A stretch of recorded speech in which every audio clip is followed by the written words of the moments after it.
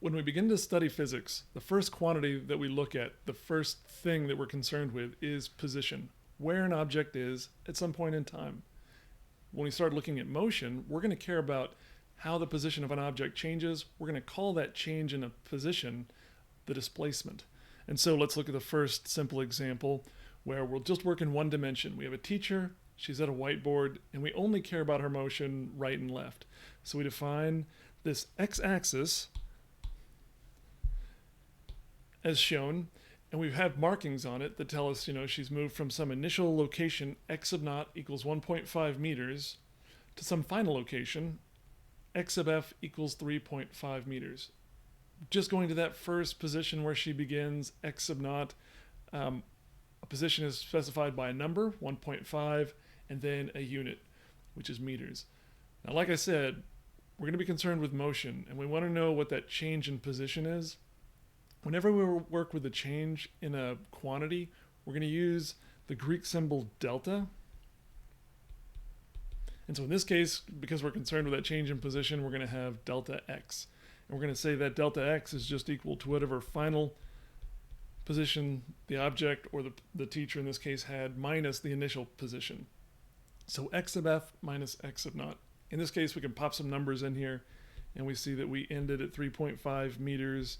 We began at 1.5 meters.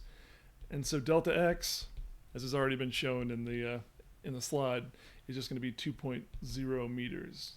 And that is a first simple example of a displacement. Now, let's look at a different example, just because in this case it was so simple. She moved from 1.5 to 3.5 in a positive direction. Let's consider this case where you have a passenger on an aircraft, and he begins in this seat here, and then he walks to this location farther back on the aircraft. And so what happened was, we defined this x-axis pointing to the right. The passenger begins at x sub naught equals 6.0 meters, but when he gets up and moves, he goes to x equals 2.0 meters, and then something exciting happens in terms of direction. When we write out that displacement, we'll say delta x, once again, is equal to x sub f minus x sub naught, but x sub naught is smaller than x sub naught, and so we see that we end up with a negative displacement, minus 4.0 meters.